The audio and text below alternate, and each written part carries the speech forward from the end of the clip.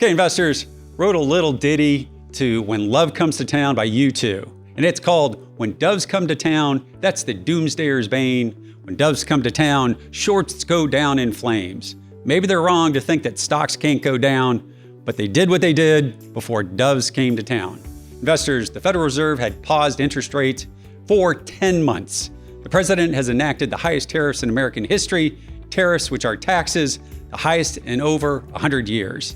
The Fed's balance sheet has shrunk by $2.7 trillion. The war in Ukraine rages on for the fourth year, and still, the S&P 500 sits at new all-time highs around 64, 66 as this was written. The equal-weighted S&P 500, that's the RSP, just broke out to new all-time highs, and breadth exploded higher on Friday, August 22nd, as the Federal Reserve Chairman Jerome Powell brought out the big guns, dropped a quite dovish speech versus most traders' positioning, focusing on labor markets, weakness over tariff-induced inflation, and made it rain stock gains and short covering on a liquid Friday afternoon in August. Investors, I've been managing money for almost 35 years, and the bearish arguments almost always sound so much smarter and well thought out than bullish ones. Sometimes they're hard to resist, but most of the time, they're all well put together, coherent, and data-driven noise in a sea of expanding economy and expanding earnings, and inherently hard to pull off when one of the first rules traders and professional money managers learned is don't fight the Fed, which nowadays is a bit narrow saying in my book and should be modified to say don't fight liquidity. That is, don't fight the money train, don't fight money wave wherever it's coming from, whether it's our Federal Reserve, whether it's accelerated federal government spending, whether it's lower regulation, lower taxes, and higher employment trends, which lead to higher and consistent 401k flows on payday into an increasingly passive flow, price agnostic, index-driven market. The saying goes that patience is a virtue. Well, when it comes to Fed rate cuts, historically, that's been the case more often than not. Both of the next data sets come from Ryan Dietrich, Chief Market Technician at the Carson Group, whose summaries are a must-read for data-driven investors and stock market cycle historians. Here's the data on Fed pauses between 5 months and a year. The data says that stocks were higher 10 out of 11 times. A year later, on average, 12.9%, with a median return of 14.5%. This data includes the 2001 dot-com bust, as well as the 9/11 terrorist attack, both of which were cuts in an attempt to change the momentum of a recession. 7 out of 11 times, the S&P 500 was up more than 10%.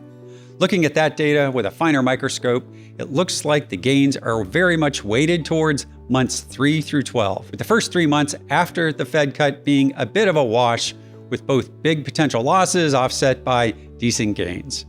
What this says, it says, based on history, much of the market's initial gains due to the Fed cutting rates this coming September, if they do it, will be discounted by the market before the meeting. Investors, if so, don't expect a parabolic move post-Fed September meeting, but rather a likely digestion of year-to-date gains as a choppy markets at least into November or early December, when the chase for performance and the Santa Claus rally usually begins. For a number of years, the Oak Harvest Financial Group team has tried to dispel investors' fear of buying stocks at all-time highs, as historically, returns have been quite positive for future time periods. Historically, all-time highs in the stock market are not bearish and quite an ongoing positive feature in bull markets, both cyclical or secular.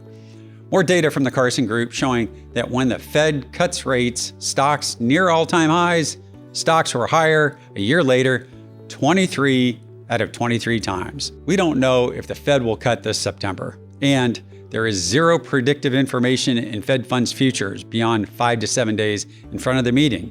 But Powell's Friday Jackson Hole speech opened the door from about halfway to almost fully open with a doorstop on it to keep it from closing. These two data sets from the Carson Group would triangulate to an S&P 500 target of between 7,300 and 7,400 using average gains, sometimes in 2026 after a slower early fourth quarter of 2025. I'm going to go back once again to the dot-com AI cycle overlay we've been mapping out since the V bottom in April to see if this projection, the 7,300 to 7,400, would make sense based on that history. Take a look at the updated overlay of the S&P 500 chart then and now. How remarkable is this? We're still mirroring the same pattern back during the dot-com, almost to the day and week in the S&P 500.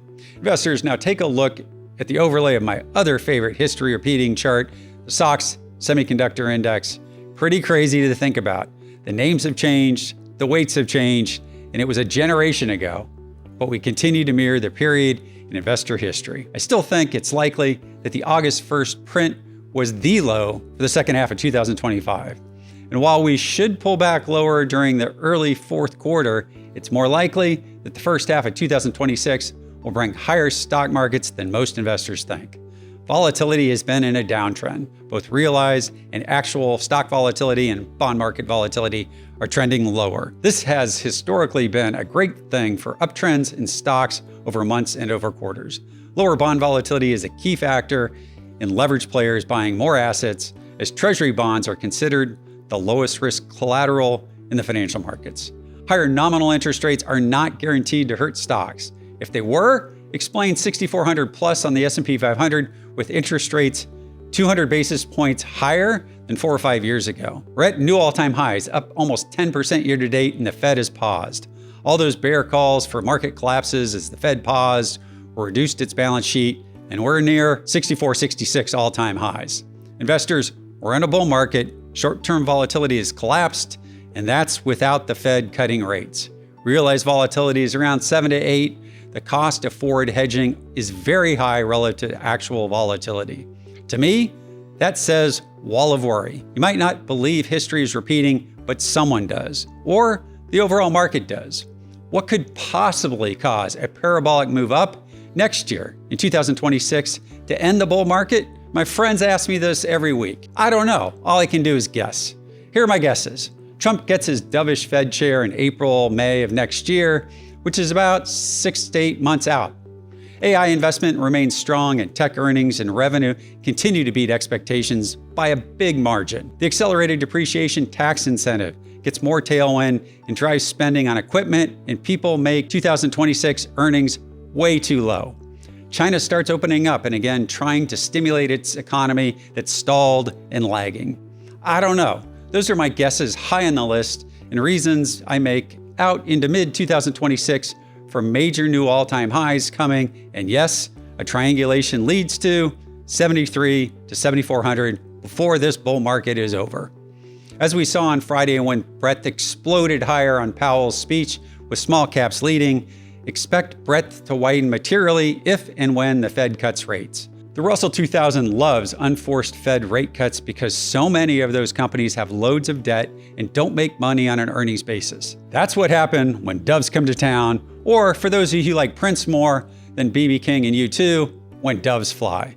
Be prepared in advance of fourth quarter of 2025 to hear about the chase for performance into year end before it takes place. Regardless of the path for the economy and financial markets in the next few months, the investment team at Oak Harvest will be here crewing the ship and adjusting our models where we can. Until next week, from my Eric and myself and the rest of the gang here, have a blessed week and know that the Oak Harvest team is doing what we can to plan for you and your family's future, regardless of what stage you're at in your career or in your retirement.